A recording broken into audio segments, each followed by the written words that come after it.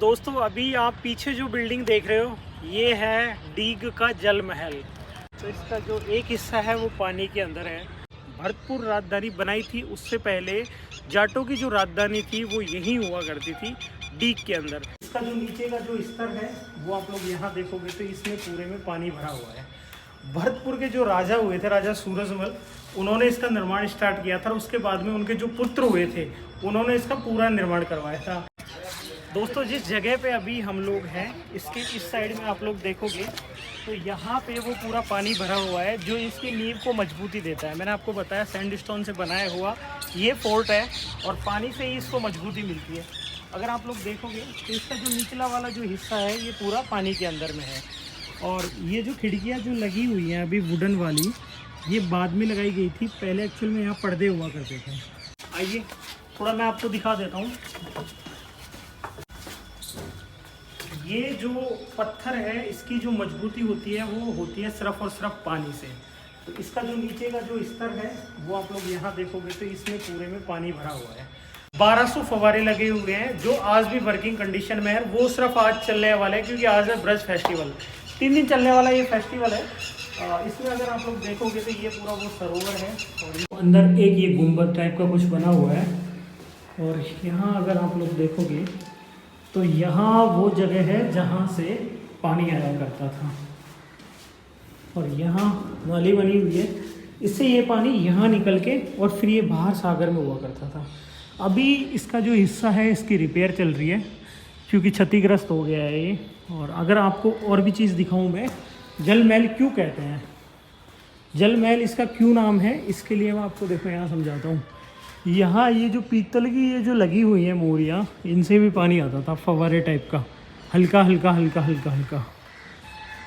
बाकी ये व्यू है, हम एक छतरी के अंदर पे खड़े हुए हैं और ऐसी जो छतरी उसके उस पार में है, बीच में पूरा महल है। भाई चलते चलते हम लोग पेड़ की छाँव में बैठ चुके हैं और इस छाँव के बाद अनुमान होता है कि पेड़ हमारी ज़िंदगी में इस प्रकृति पे होना कितना अच्छी बात है। सामने आप लोग देखोगे तो आपको नूरजहाँ का झूला दिखेगा। ये वही झूला है जो किसी समय दिल्ली में हुआ करता था। तो यहाँ के सूरजमल के जो पुत्र थे वो इतने खतरनाक हुए थे कि वो सोचो दिल्ली से झूला लेके आ गए और यहाँ स्टेबल कर दिया, यहाँ लगा दिया भाई। तो ये आपको फव्वारे दिखेंगे चारों साइड में, पूरे डीग के महल के बीचों बीच में हम लोग बैठे हुए हैं, जहाँ पे चारों साइड में अगर आप लोग देखोगे तो गार्डन है। ना हुआ है डीग का महल। डीग का महल भाई इतना खतरनाक था कि राजाओं की तो बात ही छोड़ो, जो नई टेक्नोलॉजी के जो आए थे अंग्रेज़ वो भी इसको नहीं जीत पाए थे। इसके चारों साइड में खाई बनी हुई है और खाई इतनी खतरनाक कि उसको पार करना असंभव है। उसके अंदर मगरमच्छ छोड़े जाते थे किसी समय। इसकी जो किले की जो चौड़ाई है, मतलब जो दीवार की चौड़ाई है, वो इतनी चौड़ाई है कि उस पर आप लोग एक ट्रैक्टर चला सकते हो। सोचो भाई, ये सामने बना हुआ है, इसी के पास में डीग था। जब भरतपुर राजधानी बनाया था उससे पहले जो राजधानी थी वो यहीं हुआ करती थी।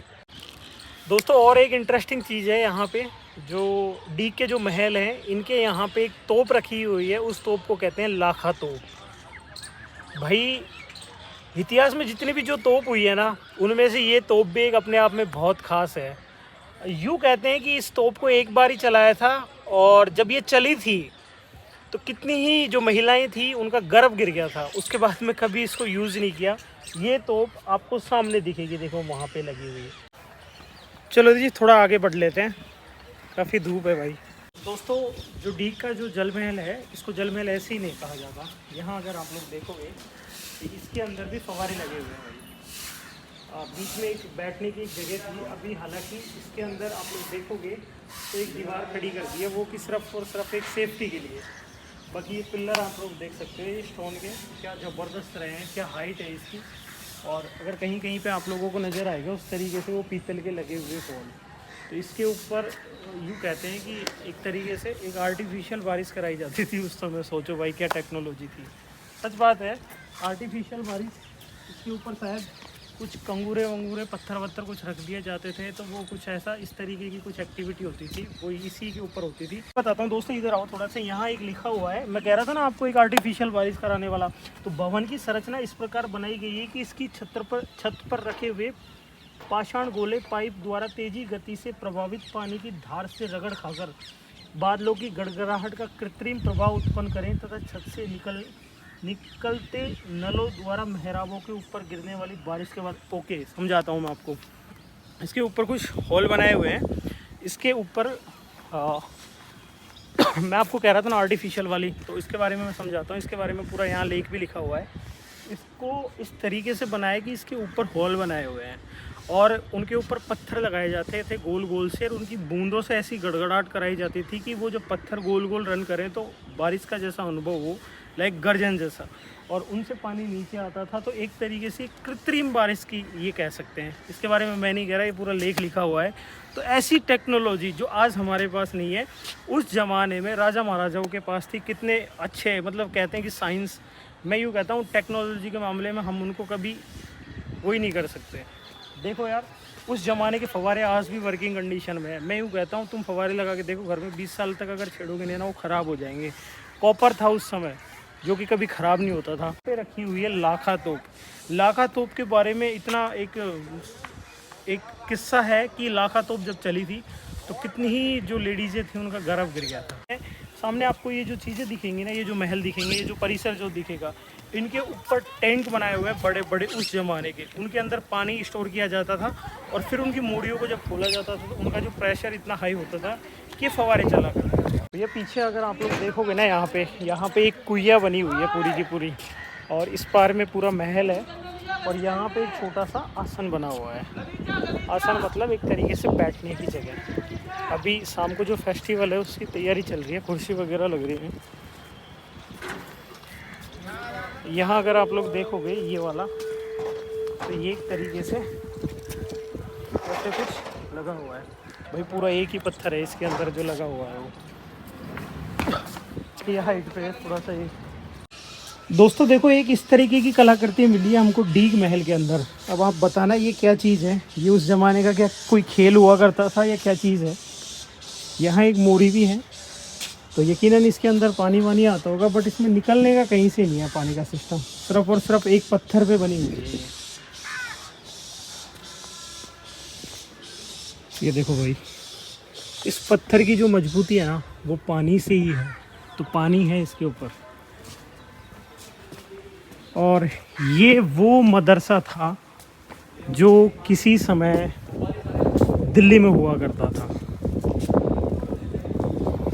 पूरा मार्बल का बना हुआ है, और यूँ कहते हैं इस मदरसे के बारे में एक चीज़ विख्यात है कि इसको पूरे को नंबरिंग से, नंबर लगा के और वहाँ से पूरा लेके आ गए थे। ये देखो, ये वो निशान है जो साबित करते हैं कि इसको बाद में असेंबल किया गया था। पूरा मार्बल का बना हुआ है भाई। तो यार क्या सुंदर कारीगरी है, यहाँ पे भी पत्थर वगैरह लगे हुए। और ये देखो, यहाँ से पूरा ये दिखता है व्यू। अगर दोस्तों देखा जाए ये, तो ये पूरा बना हुआ है मार्बल का।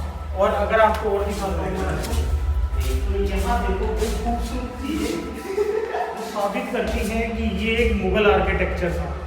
कहते हैं एक मदरसा था जिसको पूरे को वहाँ से एक एक नंबरिंग से उठा के और यहाँ असेंबल कर दिया।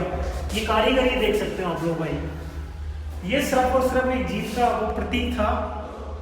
मतलब वो लोग चोरी नहीं करके लेके आए, वो लोग फतेह करके फिर ये चीज़ लेके आए। फिर ये लेके आए एक नूरजहां का झूला लेके आए थे। देखो यार, ये देखो, ये खूबसूरत चीज़ है। ये बनी हुई है डीप किले के अंदर।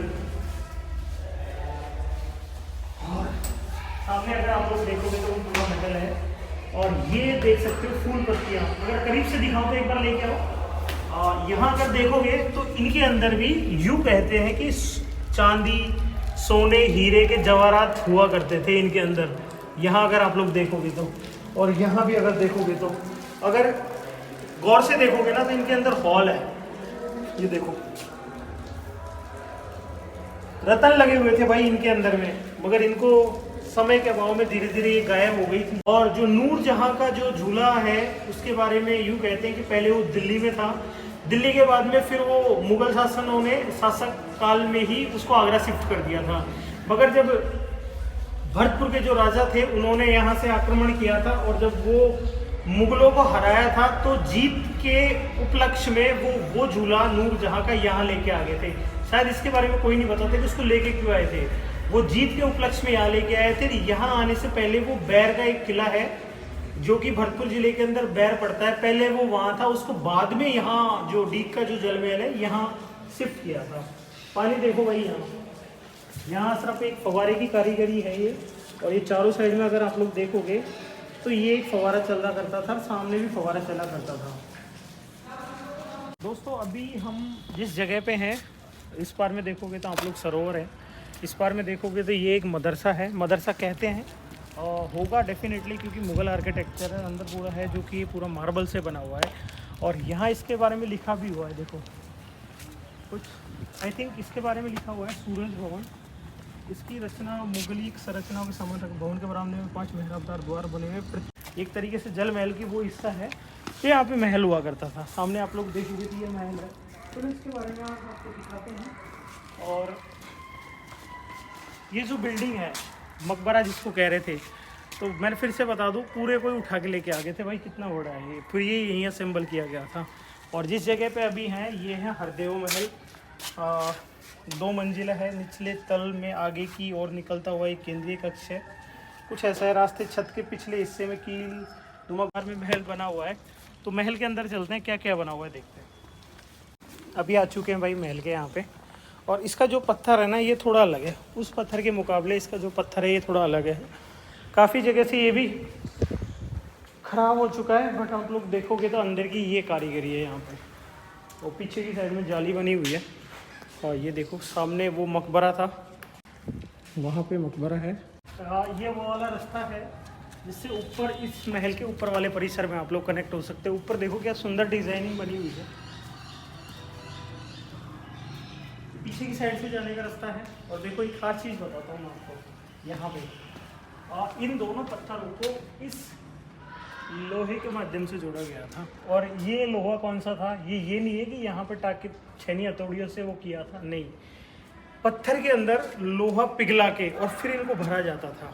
तो पहले ना सीमेंट हुआ करती थी ना कोई और चीज़ हुआ करती थी, सिर्फ पत्थर को पत्थर से कनेक्ट करने के लिए एक लोहा हुआ करता था, और लोहे को लिक्विड फॉर्म में वो लोग करते थे, फिर उसके अंदर घोल भरते थे ताकि वो फुल तरीके से अपनी शेप में जुड़ जाए। तो ये थी भाई पहले की टेक्नोलॉजी। अगर नीचे देखोगे आप लोग, ऊपर वाली पहले की जालियाँ हैं, बट नीचे वाली जो जालियाँ हैं ये अभी बना दी गई हैं। और भी काफ़ी इसमें मेरे को लग रहा है काफ़ी जगह जो चीज़ है उनमें थोड़ा थोड़ा कुछ ना कुछ किया हुआ है। बाकी ये पूरा महल है, ऊपर की साइड में जाने की अभी अनुमति है नहीं। नीचे वाले परिसर को आप लोगों को हम लोग दिखा सकते हैं। अंदर से देखते हैं थोड़ा सा अंदर क्या क्या बना हुआ है। देखो अभी इतनी ऐसी व्यवस्था में है कि ये टूट चुका है यहाँ से, ठीक है। इस पार में चलते हैं। यकीनन मेरे को एक चीज़ का अंतर लग रहा है कि यहाँ का जो पत्थर था वो थोड़ा सा अलग है, और उधर की साइड में जो पत्थर लगे हुए हैं वो थोड़ा अलग है। बाकी तो ये तो आप लोग एज ए सेपरेट देख सकते हो कि ये मकबरा, मतलब क्या बोले उसको, क्या कहते थे, मदरसा। ये वो मदरसा ही है जो एज ए सेपरेट बना हुआ है। और इनके अंदर आप लोग देखोगे कि ये भी भाई काफ़ी जगह से टूट फूट हो चुकी है इसके अंदर। और हाँ एक ख़ास बात देखो, यकीनन महल के ये पूरे परिसर के अंदर एक इस तरीके की अलग से छतरी बनी हुई है। छतरी बोले या फिर 4 तरीके की एक पिलर है यहाँ पे, तो इस सिटिंग की व्यवस्था रही होगी। और यकीनन राजा यहाँ बैठता होगा, जैसे यहाँ पे यूँ। धन्य हो प्रभु, धन्य हो। तो इस स्टाइल में यहाँ राजा बैठता होगा। सामने की साइड में आप व्यू देखोगे तो एक बार दिखाइए, उधर की साइड का व्यू ये वाला है। तो यहाँ और ये बीच में एक छोटी सी छतरी दोनों कुछ बना हुआ है। और पीछे की साइड में अगर आप लोग देखोगे तो इसके पीछे की साइड से रॉड निकलती है।